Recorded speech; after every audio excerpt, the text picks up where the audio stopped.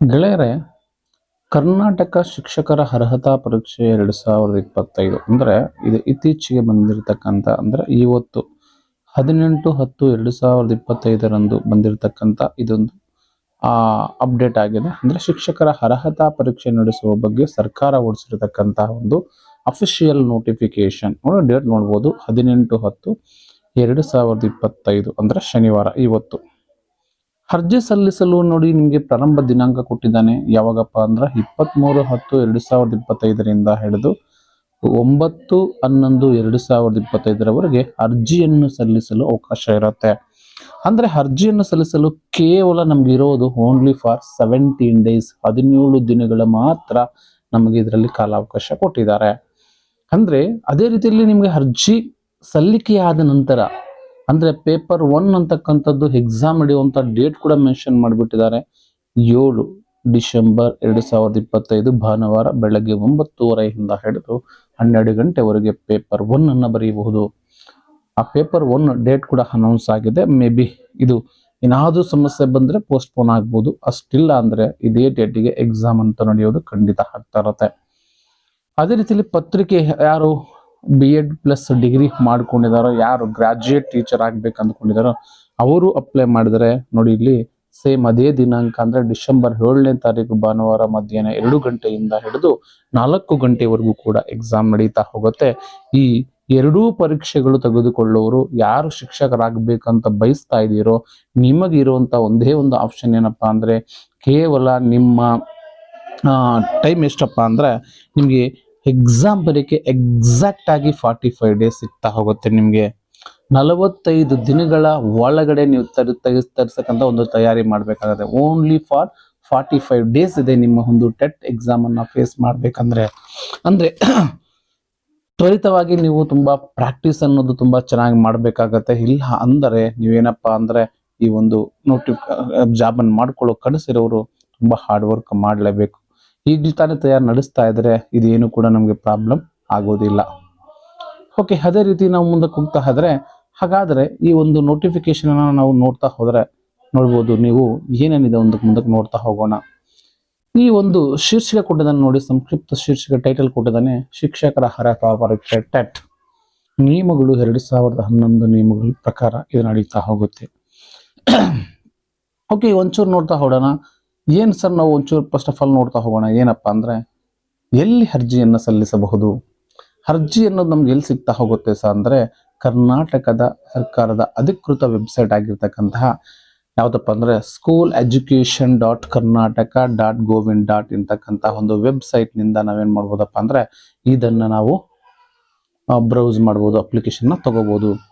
ಅರ್ಜಿಯನ್ನು ಸಲ್ಲಿಸಬೇಕಾದರೆ ಅನುಸರಿಸಬೇಕಾದಂಥ ಕ್ರಮಗಳು ಕೊಟ್ಟಿದ್ದಾನೆ. ಇವನ್ನೆಲ್ಲ ಮತ್ತೆ ನಾನು ಒಂದೊಂದ್ಸಲ ಹೆಂಗೆ ಆನ್ಲೈನ್ ಅಪ್ಲಿಕೇಶನ್ ಹಾಕಬೇಕು ನಿಮ್ಮ ಮೊಬೈಲ್ ಮೂಲಕ ಅನ್ನೋದನ್ನ ನಾನು ಹೇಳ್ಕೊಡ್ತೀನಿ. ಯಾರು ಕೂಡ ಬ್ರೌಸಿಂಗ್ ಸೆಂಟರ್ಗೆ ಹೋಗೋ ನೆಸೆಸಿಟಿ ಇರೋದಿಲ್ಲ. ಯಾವ ರೀತಿಯಾಗಿ ಆನ್ಲೈನಲ್ಲಿ ಅರ್ಜಿ ಆಗ್ಬೇಕು ಅನ್ನೋದೊಂದು ವಿವರವಾದಂತಹ ಒಂದು ವಿಡಿಯೋವನ್ನು ನಾನು ಮಾಡ್ತಾ ಹೋಗ್ತೀನಿ. ಹಾಗಾದ್ರೆ ನೋಡೋಣ, ಶುಲ್ಕ ವಿವರಕ್ಕೆ ಬರ್ತಾ ಹೋಗೋಣ. ಸರ್, ಶುಲ್ಕ ಹೆಂಗಿರುತ್ತೆ ಇರುತ್ತೆ ನೋಡ್ತಾನ ನೋಡಿ. ಸರ್, ಇಲ್ಲಿ ಸಾಮಾನ್ಯ ವರ್ಗ 2A 2B 3A ಮತ್ತು 3B ಅಂತಕ್ಕಂಥವ್ರು ಪತ್ರಿಕೆ 1 ಮಾತ್ರ ಬರೀತೀವಿ ಅಂದ್ರೆ ಅವರು 700 ಅನ್ನ ಪೇ ಮಾಡಬೇಕು. ಓನ್ಲಿ ಒಂದೇ ಪತ್ರಿಕೆ ನಾನು ಬರೀತೀನಿ ಸರ್, ಅದು ಪೇಪರ್ 1 ಆಗ್ಲಿ ಪೇಪರ್ 2 ಆಗ್ಲಿ ಸರ್, ನಾನು ಒಂದೇ ಬರೀತೀನಿ ಅಂತಿದ್ರೆ 700 ರೂಪೀಸ್ ಅನ್ನ ಪೇ ಮಾಡಬೇಕು. ಇಲ್ಲ ಸರ್, ನಾನು ಪೇಪರ್ 1 ಮತ್ತು ಪೇಪರ್ 2 ಎರಡೂ ತಗೊಳ್ತೀನಿ ಅಂದ್ರೆ ಅವರು ಏನ್ ಮಾಡ್ಬೇಕಪ್ಪ ಅಂದ್ರೆ 1000 ರೂಪಾಯಿಯನ್ನ ಪೇ ಮಾಡ್ಬೇಕಾಗತ್ತೆ. ಅದೇ ರೀತಿಯಲ್ಲಿ ಪರಿಶಿಷ್ಟ ಜಾತಿ ಮತ್ತು ಪರಿಶಿಷ್ಟ ಪಂಗಡ ಮತ್ತು ಪ್ರವರ್ಗವನ್ನು ಇದ್ದವರಿಗೆ ಒಂದು ಪೇಪರ್ ಬರೀತೀವಿ ಸರ್ ಅಂತ ಹೇಳಿದರೆ, ಒಂದು ಪೇಪರ್ ನಾನು ಬರೀತೀನಿ ಅಂತ ಹೇಳಿದ್ರೆ ನೀವು 350 ರೂಪಾಯಿಯನ್ನ ಪೇ ಮಾಡ್ಬೇಕಾಗತ್ತೆ. ಇಲ್ಲ ಸರ್, ನಾನು ಎರಡೂ ಪೇಪರ್ಸ್ ಅನ್ನ ಪೇಪರ್ 1 ಮತ್ತು ಪೇಪರ್ 2 ನಾನು ಎಲಿಜಿಬಲ್ ಇದ್ದೀನಿ, ನಾನು ತಗೊಳ್ತೀನಿ ಅಂದ್ರೆ ನೀವು 500 ರೂಪೀಸ್ ಅನ್ನ ಪೇ ಮಾಡ್ಬೇಕಾಗತ್ತೆ.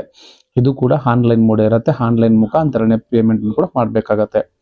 ಇಲ್ಲಿ ವಿಶೇಷ ಚೇತನ ಅಥವಾ ದಿವ್ಯಾಂಗ ಅಭ್ಯರ್ಥಿಗಳಿಗೆ ಪರೀಕ್ಷಾ ಶುಲ್ಕದಿಂದ ವಿನಾಯಿತಿ ಇರುತ್ತೆ. ಅಂದ್ರೆ ಫೀಸ್ ಎಕ್ಸಂಪ್ಷನ್ ಇರುತ್ತೆ, ಫೀಸ್ ಕಟ್ಟುವಂತಿಲ್ಲ. Those who are physically challenged ಇರ್ತಾರ ಅವರಿಗೆ ಫೀಸ್ ಕಟ್ಟುವಂತ ನೆಸೆಸಿಟಿ ಇರೋದಿಲ್ಲ. ಅವ್ರು ಬೇಕಾದ್ರೆ ಅದನ್ನ ಎಕ್ಸಂಪ್ಷನ್ ಮಾಡ್ಕೋಬಹುದು. ಸರ್, ಫೀಸ್ ಕಟ್ಟುವಂತ ಮೋಡ್ ಹೆಂಗಿರುತ್ತೆ ಸರ್, ಹೆಂಗೆ ನಾವು ಫೀಸ್ ಅನ್ನ ಪೇ ಮಾಡಬೇಕು ಅಂದ್ರೆ ಇಂಟರ್ನೆಟ್ ಬ್ಯಾಂಕಿಂಗ್ ಮುಖಾಂತರ for all banks up to 500 ಇಂದ ಹಿಡಿದು 500 ಎಬೋ ತಗೊಂಡಾಗ 5% ಅದು ಇಂಟ್ರೆಸ್ಟ್ ಬೀಳ್ತಾ ಹೋಗುತ್ತೆ ಟ್ರಾನ್ಸಾಕ್ಷನ್ಗೆ. ನೀವು 500ಗಿನ್ನ ಜಾಸ್ತಿ ತಗೊಂಡಾಗ ಅದು 10 ರೂಪೀಸ್ ಜಾಸ್ತಿ ಆಗ್ತಾ ಹೋಗುತ್ತೆ. ಮತ್ತೆ ನೀವು ಯಾವುದು ಡೆಬಿಟ್ ಕಾರ್ಡು ಅಥವಾ ವೀಸಾ ಅಥವಾ ಮಾಸ್ಟರ್ ಕಾರ್ಡ್ ರೂಪೇ ಕಾರ್ಡ್ನ ಬಳಸ್ತಾರೆ 2000ಗಿನ್ನ ಮೇಲೆ ಆದ್ರೆ 0.75 ಅಂದ್ರೆ 75 ಪೈಸೆ ಕಟ್ ಆಗ್ತಾ ಹೋಗುತ್ತೆ. ಇನ್ನೊಂದು 2000 ಅಬೋವ್ ಇದ್ರೆ 90 ಪೈಸೆ ಅನ್ನೋದು ಕಟ್ ಆಗ್ತಾ ಹೋಗುತ್ತೆ. ನಾವು ಜನರಲ್ ಆಗಿ ನಾವು ಡೆಬಿಟ್ ಕಾರ್ಡ್ ಅನ್ನ ಬಳಸಿ ನಾವು ಕಟ್ತಾ ಹೋಗ್ತೀವಿ. ಅದೊಂದು ಮತ್ತೆ ನಾವೇನು ಜಾಸ್ತಿ ಥಿಂಕ್ ಮಾಡೋಂಥ ನೆಸಿಟಿ ಇರೋದಿಲ್ಲ. ಅದನ್ನ ಫೀಸ್ ಹೆಂಗ್ ಕಟ್ಟಬೇಕು ಅನ್ನೋದು ಆನ್ಲೈನ್ ಮೋಡ್ ಮುಖಾಂತರ ಕಟ್ಟಬೇಕಾಗತ್ತೆ. ಅದೇ ರೀತಿಯಲ್ಲಿ ಈ ಪ್ರವೇಶ ಪತ್ರವನ್ನು ಹೆಂಗ್ ಸಹ ನಾವು ಡೌನ್ಲೋಡ್ ಮಾಡ್ಕೋಬೇಕು ಅಂದ್ರೆ KRTET ಪ್ರವೇಶ ಪತ್ರವನ್ನು ಸಹ ನಾವು ಡಿಸೆಂಬರ್ 1ನೇ ತಾರೀಕಿಂದ ಹಿಡಿದು ಡಿಸೆಂಬರ್ 7ನೇ ತಾರೀಕು ಅಂದ್ರೆ ಪರೀಕ್ಷಾ ದಿನದ ಒಳಗಡೆನೆ ನಾವು ವೆಬ್ಸೈಟ್ ನಲ್ಲಿ ನಮ್ಮ ಯೂಸರ್ ID ಮತ್ತು ಪಾಸ್ವರ್ಡ್ ಎರಡು ಇರುತ್ತೆ. ಅವುಗಳ ಮುಖಾಂತರ ಲಾಗಿನ್ ಆಗಿ ನಮ್ಮ ಒಂದು ಪತ್ರವನ್ನು ನಾವು ಪ್ರವೇಶ ಪತ್ರವನ್ನು ಡೌನ್ಲೋಡ್ ಮಾಡ್ಕೋಬಹುದು. ಅದೇನು ದೊಡ್ಡ ಸಮಸ್ಯೆ ಇಲ್ಲ. ನಾವು ಪ್ರವೇಶ ಪತ್ರವನ್ನ ಆನ್ಲೈನ್ ಅಲ್ಲಿ ಬಿಡ್ತಾರೆ, ಆನ್ಲೈನ್ ಅಲ್ಲಿ ನಾವು ಡೌನ್ಲೋಡ್ ಮಾಡ್ಕೊಳ್ತಾ ಹೋಗ್ಬೋದು. ಅದೇ ರೀತಿಯಲ್ಲಿ ನೋಡ್ತಾ ಹೋಗ್ಬಿಡೋಣ ನೆಕ್ಸ್ಟ್ ಮುಂದಕ್ಕೆ ಬಂದಾಗ. ಹಾಗಾದ್ರೆ ಪರೀಕ್ಷಾ ದಿನಾಂಕ ಸಮಯ ಅಲ್ಲೂ ಗೊತ್ತಿದೆ ನಿಮ್ಗೆ 2.5 ಗಂಟೆ ಟೈಮ್ ಇರುತ್ತೆ ಪತ್ರಿಕೆ 1ಗೂ ಮತ್ತು ಪತ್ರಿಕೆ 2ಗೂ. ನೀವು ಒಂಚೂರು ನೋಡ್ತಾ ಹೋಗ್ಬೋದು. ಹಾಗಾದ್ರೆ ಪತ್ರಿಕೆ 1 ಬರೀಬೇಕಾದರೆ ನಿಮ್ಗೆ ಏನು ಕ್ವಾಲಿಫಿಕೇಶನ್ ಇರಬೇಕು? This are very very important. ಪತ್ರಿಕೆ 1 ಬರಬೇಕಂದ್ರೆ ನಿಮ್ಗೆ PUC ಇರಬೇಕು ಅಥವಾ ಸೀನಿಯರ್ ಸೆಕೆಂಡರಿ ತತ್ಸಮಾನ ಪರೀಕ್ಷೆಯಲ್ಲಿ 50% ಅಂಕಗಳನ್ನು ಗಳಿಸಿರಲೇಬೇಕು. ನೀವು ಹೇಳಿದ್ರೆ ನೀವು PUC ಕಂಪ್ಲೀಟ್ ಆಗಿ D.Ed ಮಾಡಿರ್ತೀವಿ ಸರ್, ಅಥವಾ ಸೀನಿಯರ್ ಸೆಕೆಂಡರಿ ಮುಖಾಂತರ ನಾವು ಪರೀಕ್ಷೆಯಲ್ಲಿ ಪಾಸ್ ಆಗಿರ್ತೀವಿ ಅಂದ್ರೆ 50% ಅಂಕಗಳನ್ನ ಪಡೆದಿರಲೇಬೇಕು.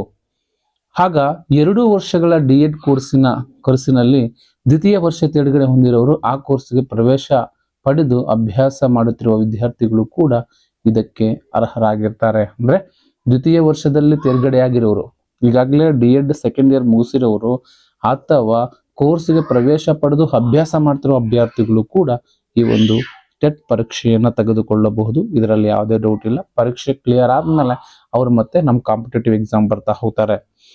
ಅದಿಲ್ಲ ಸರ್ ಅಂದ್ರೆ ಇನ್ನೊಂದಿದೆ ಸರ್, ಯಾವ್ದಪ್ಪ ಅಂದ್ರೆ PUC ಅಥವಾ ಸೆಕೆಂಡರಿ ಪರೀಕ್ಷೆಯಲ್ಲಿ 50% ಗಳಿಸಿದ್ದು 4 ವರ್ಷಗಳ ಬ್ಯಾಚುಲರ್ ಇನ್ ಎಲಿಮೆಂಟರಿ ಎಜುಕೇಶನ್ ಪಡೆದಿದ್ದು ಅವರು ಕೂಡ ಅಭ್ಯಾಸ ಪಡೆಯುತ್ತಿರುವಂತಹ ವಿದ್ಯಾರ್ಥಿಗಳು ಕೂಡ ಈ ಪರೀಕ್ಷೆಯನ್ನು ತೆಗೆದುಕೋಬಹುದು. ಇದಕ್ಕೇನು ಕೂಡ ರಿಸ್ಟ್ರಿಕ್ಷನ್ಸ್ ಇಲ್ಲ. ನೆಕ್ಸ್ಟ್ ಇಲ್ಲಿ ನೋಡಿ, ಇದು ನಮ್ಗೆ ಸಂಬಂಧಪಟ್ಟಂತ ವಿಷಯ ಆಗುತ್ತೆ. ನೋಡಿ, ಡಿಪ್ಲೊಮೊ ಇನ್ ಎಜುಕೇಶನ್ ಏನ್ ನಾವು D.Ed ಅಂತ ಕರಿತೀವಲ್ಲ, ಆ D.Ed ಮಾಡಿದವರು ಏನಪ್ಪಾ ಅಂದ್ರೆ ವಿಶೇಷ ಶಿಕ್ಷಣ ಅಂತ ಕರೀತಾ ಹೋಗ್ತೀವಿ. 50% PUC ಇರಬೇಕು ಮತ್ತು ಡಿಪ್ಲೊಮೊ ಇನ್ ಎಜುಕೇಶನ್ ತೇರ್ಗಡೆ ಆಗಿರ್ಬೇಕು. ಅವರು ಕೂಡ ಇಲ್ಲಿ ಬರೋದು. ಒಟ್ಟಾರೆಗೆ ನಿಮ್ಗೆ ಹೇಳಬೇಕಾದ್ರೆ ನಾನು ಹೇಳೋದು ಒಂದೇ ಒಂದು, ಏನಪ್ಪಾ ಅಂದ್ರೆ PUC ನಲ್ಲಿ 50% ಇರಬೇಕು. PUC ನಲ್ಲಿ ಇರಬೇಕು 50% ಇರಬೇಕು. D.Ed ಅನ್ನೋದು ಕಂಪ್ಲೀಟ್ ಆಗಿರಬೇಕಾಗತ್ತೆ. ಇವು ಹಾಗಿದ್ರೆ ನಾವೇನ್ ಮಾಡ್ಬೋದಪ್ಪ ಅಂದ್ರೆ ಈ ಒಂದು ಪೇಪರ್ 1 ಅಂತಕ್ಕಂಥ ಪರೀಕ್ಷೆಗೆ ನಾವು ಎಲಿಜಿಬಲ್ ಆಗ್ತಾ ಹೋಗ್ತೀವಿ. ಪೇಪರ್ 2 ನಾವು GPSTR ಅಂತ ಕರೀತಾ ಹೋಗ್ತೀವಿ ಸರ್. ಯಾರು 6th to 8th ಟೀಚ್ ಮಾಡ್ಬೇಕಂತ, ಟೀಚರ್ಸ್ ಆಗ್ಬೇಕಂತ ಬಯಸ್ತಾ ಇರ್ತಾರೋ, ಯಾರು ಟೀಚರ್ಸ್ ಆಗ್ಬೇಕಂತ ಹಂಬಲ ಅಥವಾ ಆಸೆ ಇರುತ್ತೋ ಅಂತವರು ಅಂದ್ರೆ 6th ರಿಂದ 6ರಿಂದ 8ನೇ ತರಗತಿಗೆ ನಾವು GPT ಅಂತ ಕರಿತೀವಿ. ನಾವು ಇದನ್ನ GPT ಅಂತ ಕರಿತೀವಿ, ಗ್ರಾಜುಯೇಟ್ ಪ್ರೈಮರಿ ಟೀಚರ್ಸ್ ಟ್ರೈನಿಂಗ್ ಅಂತ ಕರೀತಾ ಹೋಗ್ತೀವಿ. ಅವರು ಏನೇನ್ ಮಾಡಿರ್ಬೇಕಪ್ಪ ಅಂದ್ರೆ ಏನೇನ್ ಮಾಡಿರ್ಬೇಕು ಸರ್ ಅವರು ಅಂದ್ರೆ ಡಿಗ್ರಿ ಕಂಪ್ಲೀಟ್ ಮಾಡಿರ್ಬೇಕು, ಜೊತೆಗೆ B.Ed ಅನ್ನ ಪಾಸ್ ಮಾಡಿರ್ಬೇಕು ಅಂತವರು ಇದಕ್ಕೆ ಹಾಕೋಬಹುದು. ಜೊತೆಗೆ ಡಿಗ್ರಿ ಆಗಿ B.Ed ಆಗಿರ್ಬೇಕು ಅಥವಾ ಡಿಗ್ರಿ ಆಗಿ D.Ed ಆಗಿದ್ರು ಪರವಾಗಿಲ್ಲ, ಇದಕ್ಕೆ ಎಲಿಜಿಬಲ್ ಆಗ್ತಾ ಹೋಗ್ತಾರೆ. ಅವರು ಇದಕ್ಕೆ ಅಪ್ಲೈ ಮಾಡ್ಕೋಬಹುದು. ಪೇಪರ್ 2 ಬರೆಯಕ್ಕೆ ಅವರು ಎಲಿಜಿಬಲ್ ಆಗಿರ್ತಾರೆ.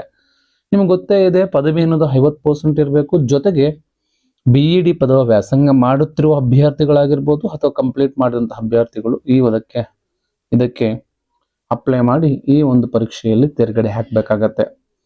ಸ್ವಲ್ಪ ಅದೇ ರೀತಿಯಲ್ಲಿ ನೋಡ್ತಾ ಹೋಗೋಣ ನೀವು. ಹಾಗಾದ್ರೆ ಶಿಕ್ಷಕ ಅರ್ಹತಾ ಪರೀಕ್ಷೆಗಳು ಸಂಬಂಧಪಟ್ಟಂತೆ ಒಂಚೂರು ನೋಡೋಣ. ಎಷ್ಟು ಅಂಕಗಳಿರತ್ತೆ ಸರ್ ಅಂದ್ರೆ 150 ಅಂಕಗಳಿರತ್ತೆ. 150 ಅಂಕಗಳಿಗೆ MCQ ಪ್ರಶ್ನೆ ಇರತ್ತೆ. ಏನಿರುತ್ತದೆ?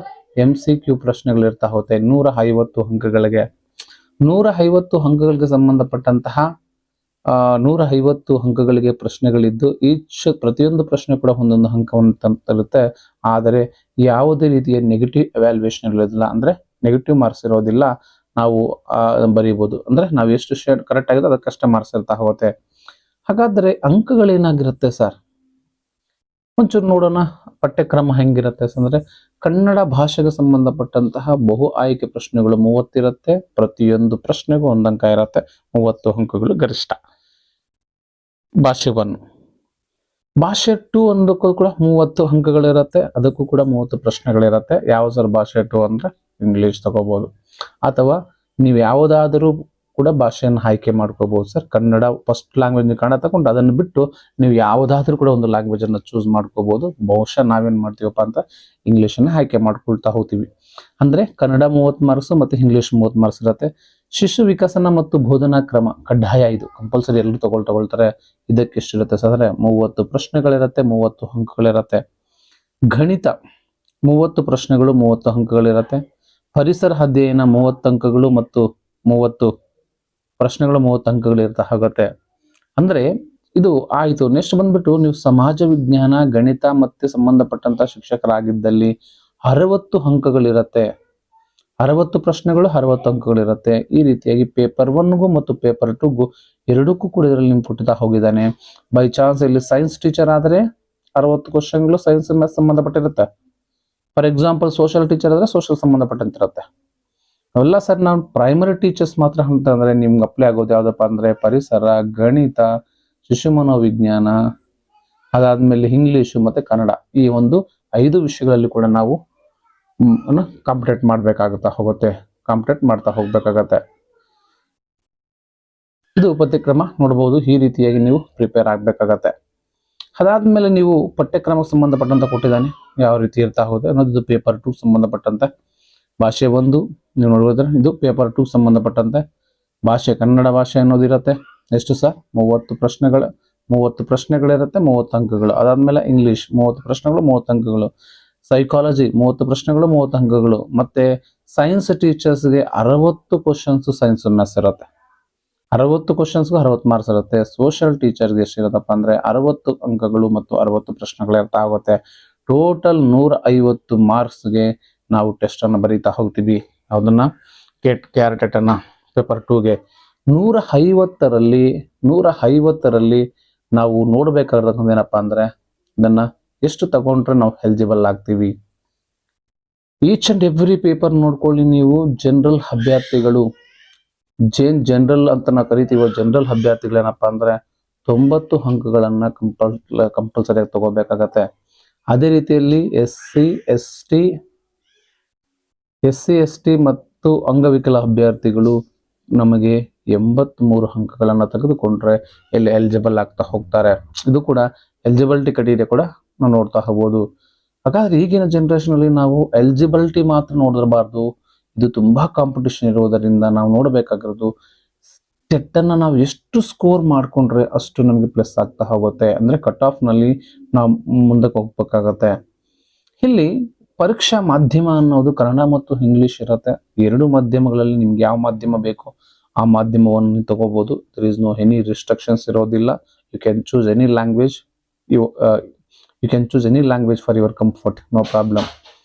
ಅದಾದ್ಮೇಲೆ ಶಿಕ್ಷಕರ ಅರ್ಹತಾ ಪರೀಕ್ಷೆಯಲ್ಲಿ 55 ಅಂಕಗಳನ್ನ ಕನಿಷ್ಠ ಅಂಕಗಳನ್ನ ಪಡೆಯಲೇಬೇಕು. ನೋಡಿಲಿ, ಶೇಕಡ 55 ಅಂಕಗಳನ್ನ ಕಂಪಲ್ಸರಿಯಾಗಿ ಬರಲೇಬೇಕು. 55%. ಹೇಳಿದ್ನಲ್ಲ ಅವಾಗಲೇ ನಿಮ್ಗೆ 90 ಮತ್ತು ಇನ್ನೊಂದೆಷ್ಟು ಅಷ್ಟು ಅಂಕಗಳನ್ನ ಶಿಕ್ಷಕ ಅರ್ಹತಾ ಪರೀಕ್ಷೆಯಲ್ಲಿ ಪಡೆದರೆ ಮಾತ್ರ ಅವ್ರನ್ನ ನಾವು ಎಲಿಜಿಬಲ್ ಅಂತ ಕರಿತಾ ಹೋಗ್ತೀವಿ.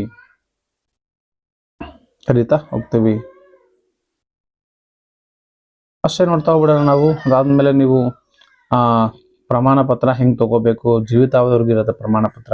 ಒಂದ್ಸಲ ನೀವೇನಾದ್ರು ಟೆಟ್ ಕ್ವಾಲಿಫೈ ಆಗೋದು ಅದು ಲೈಫ್ ಟೈಮ್ ವ್ಯಾಲಿಡಿಟಿ ಇರುತ್ತೆ. ಮೊದಲು 7 years ಇತ್ತು, ಅದನ್ನ ಲೈಫ್ ಟೈಮ್ ಮಾಡಿದ್ದಾರೆ. ಈಗ ಒಂದು ಸಲ ನೀವು ಟೆಟ್ ಅನ್ನ ಕ್ವಾಲಿಫೈ ಆಗ್ಬಿಟ್ರೆ ಕರ್ನಾಟಕ ಶಿಕ್ಷಕರ ಅರ್ಹತಾ ಪರೀಕ್ಷೆಯ ಒಂದು ಪ್ರಮಾಣ ಪತ್ರವನ್ನು ಪಡ್ಕೊಂಡ್ರೆ ಅದು ಲೈಫ್ ಲಾಂಗ್ ವ್ಯಾಲಿಡಿಟಿ ಇರ್ತಾ ಹೋಗುತ್ತೆ. ಅದು ನೀವು ಬೇಕಂದ್ರೆ ಒಂದು ಜಾಸ್ತಿ ಮಾಡ್ಕೋಬೇಕಂದ್ರೆ ನೀವೇನ್ ಮಾಡ್ಬೇಕು ಅಂದ್ರೆ ಬರೀತಾ ಇರ್ಬೇಕಾಗತ್ತೆ. ಸ್ವಲ್ಪ ಅದಾದ್ಮೇಲೆ ನೋಡ್ಬೇಕಾಗಿರ್ತಕ್ಕಂಥ ಕಾನ್ಸೆಪ್ಟು ಮರುಮೌಲ್ಯಮಾಪನ. This is a very very important. OMR ಪತ್ರಿಕೆ ಮಾಡೋದ್ರಿಂದ OMR ಗಣಕೀಕೃತ ಮೌಲ್ಯಮಾಪನ ಮಾಡೋದ್ರಿಂದ ಯಾವುದೇ ಮರು ಮೌಲ್ಯಮಾಪನಕ್ಕೆ ಅವಕಾಶ ಇರೋದಿಲ್ಲ. ಅಂದ್ರೆ ರಿವ್ಯಾಲ್ಯೂಯೇಷನ್ ಆಗಲಿ ರೀಕೌಂಟಿಂಗ್ ಆಗಲಿ ಇಲ್ಲಿ ಅವಕಾಶ ಇರೋದಿಲ್ಲ. ಇದು ಕಾಂಪಿಟೇಟಿವ್ ಎಕ್ಸಾಮ್ ಆಗೋದ್ರಿಂದ ಇಲ್ಲಿ ಯಾವುದೇ ಕಾರಣಕ್ಕೂ ರಿವ್ಯಾಲ್ಯೂಯೇಷನ್ ರೀಕೌಂಟಿಂಗ್ಗೆ ನಮ್ಗೆ ಅವಕಾಶ ಇರೋದಿಲ್ಲ. ಇದನ್ನೋದು ಕಾನ್ಸೆಪ್ಟ್ ನೆನಪಲ್ಲಿ ಇಟ್ಕೊಳ್ಳಿ. ಇಲ್ಲಿ ಯಾವುದೇ ರಿವ್ಯಾಲ್ಯೂಯೇಷನ್ ಆಗಿರಲಿ ರೀಕೌಂಟಿಂಗ್ ಆಗಿರಲಿ ಆಪ್ಷನ್ ಇರೋದಿಲ್ಲ. ಇದನ್ನ ನಾವು ನೋಡ್ಬೇಕಂತ ಒಂದು ವಿಷಯ. ಸರ್ ಅರ್ಜಿ ಸಲ್ಲಿಸಬೇಕಾದರೆ ಹಾಗಾದ್ರೆ ನಮ್ಮ ಹತ್ರ ಏನೇನು ಮಾಡಬೇಕು ಅನ್ನೋದು ಒಂದೇ ಮತ್ತೆ ನಿಮ್ಗೆ ಅದನ್ನ ಹೇಳ್ತೀನಿ. ವಯೋಮಿತಿಗೆ ಸಂಬಂಧಪಟ್ಟಂತ ನೋಡೋಣ. ಒಂಚೂರು ಕ್ಲಿಯರ್ ಆಗಿ ನೋಡ್ತಾನ. ದುರ್ನಡತೆ ಓಕೆ, ಅವೇನು ಅವಶ್ಯಕತೆ ಇಲ್ಲ. ಅಷ್ಟಾದ್ಮೇಲೆ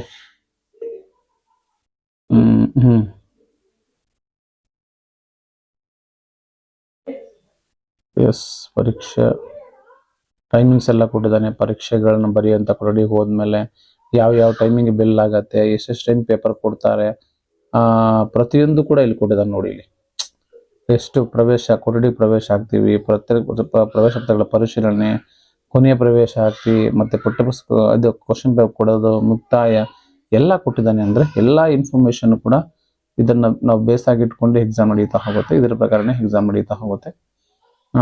ನಾವು ಒಂಚೂರು ಕೇರ್ಫುಲ್ ಆಗಿ ಇವುಗಳ ಬಗ್ಗೆ ಮಾಹಿತಿ ಇರಬೇಕು ನಮಗೆ. This is the notification of Karnataka TET exam. All the best.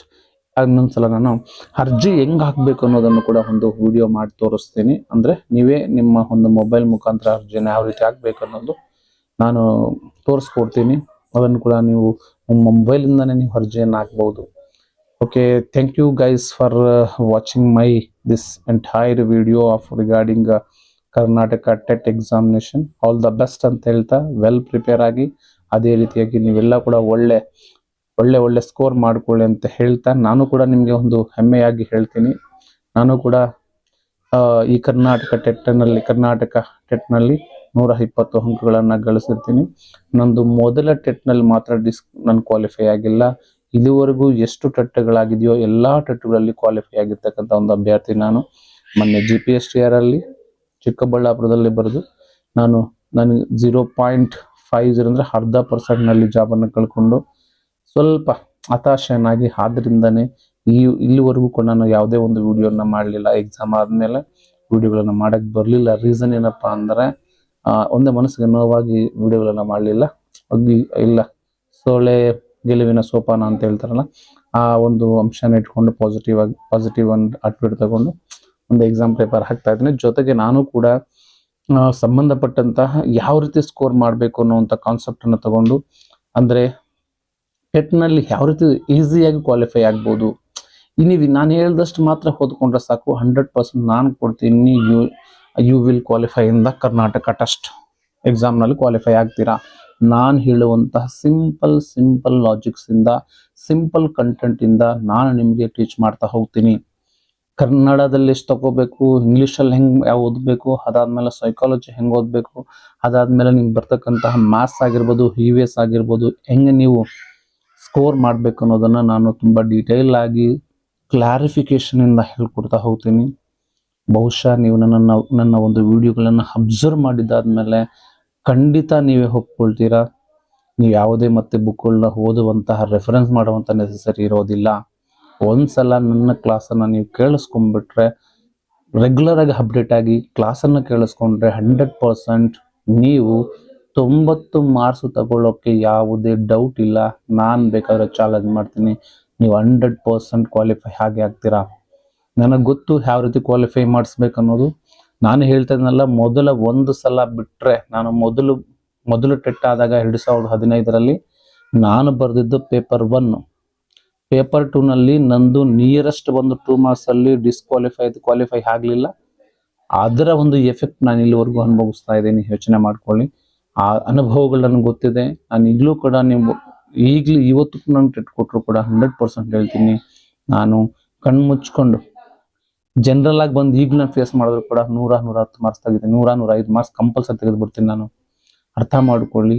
ಯಾವಾಗಲೂ ಕೂಡ ಸತತ ಪ್ರಯತ್ನವೇ ಸಾಧನೆಯ ರಹಸ್ಯ. ಪ್ರಯತ್ನ ಮಾಡ್ತಾ ಇರಬೇಕು.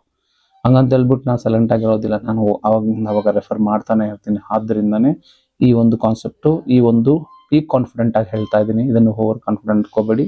ನೀವು ನನ್ನ ಕ್ಲಾಸನ್ನು ಅಬ್ಸರ್ವ್ ಮಾಡಿ. ಅಬ್ಸರ್ವ್ ಆದ್ಮೇಲೆ ನಿಮ್ಗೆ ಗೊತ್ತಾಗತ್ತೆ, ನನ್ನ ಒಂದು ಬಗ್ಗೆ ನಿಮ್ಗೆ ಒಂದು ಅಭಿಪ್ರಾಯ ಕೂಡ ಬರ್ತಾ ಹೋಗುತ್ತೆ. Thank you guys, you are watching my YouTube channel. This is signing off Narasimha. Bye bye, take care. ನಾನು ಇನ್ನೊಂದು ವಿಡಿಯೋದಲ್ಲಿ ನಿಮ್ಮೊಂದಿಗೆ ಭೇಟಿ ಆಗಿ ಅದರ ಬಗ್ಗೆ ನಿಮಗೆ ಮಾಹಿತಿಯನ್ನು ಕೊಡ್ತಾ ಹೋಗ್ತೀನಿ. ಅಲ್ಲಿವರೆಗೂ ಶುಭರಾತ್ರಿ ಅಂತ ಹೇಳ್ತಾ ವಿಡಿಯೋನ ಮುಗಿಸ್ತಾ ಇದ್ದೀನಿ. ಬಾಯ್ ಬಾಯ್.